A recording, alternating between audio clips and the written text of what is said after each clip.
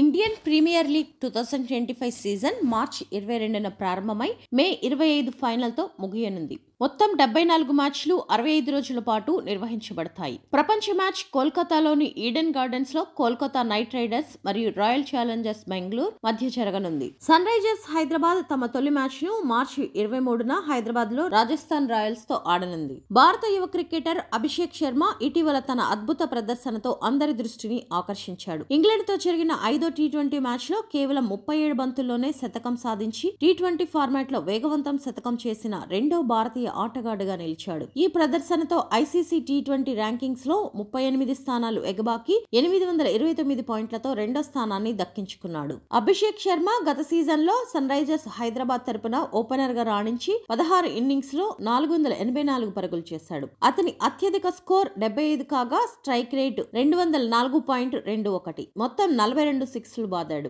ఈ సీజన్ లోనూ అతని నుంచి అభిమానులు అద్భుత ప్రదర్శనను ఆశిస్తున్నారు. అభిషేక్ శర్మ ప్రస్తుతం సన్ రైజర్స్ శిబిరంలో చేరి ప్రాక్టీస్ ప్రారంభించాడు. తన ఫేవరెట్ సిక్సర్స్ పై ఎక్కువ దృష్టి పెట్టి ఈ సీజన్ లోనూ రాణించి సన్ రైజర్స్ ను ఫైనల్ కు చేర్చాలని లక్ష్యంగా పెట్టుకున్నాడు. క్రికెట్ అభిమానులు ఆసక్తిగా ఎదురుచూస్తున్న ఐపీఎల్ 2025 సీజన్ లో యువ క్రికెట్ల ప్రదర్శనపై ప్రత్యేక దృష్టి ఉంది. ప్రతి సీజన్ లో మెరుగైన ప్రదర్శన చూపిన ఆటగాళ్లకు జాతీయ జట్టులో అవకాశాలు లభిస్తున్నాయి. ఈ సీజన్ లో కూడా కొత్త ప్రతిభావంతులు వెలుగులోకి వస్తారని ఆశించవచ్చు.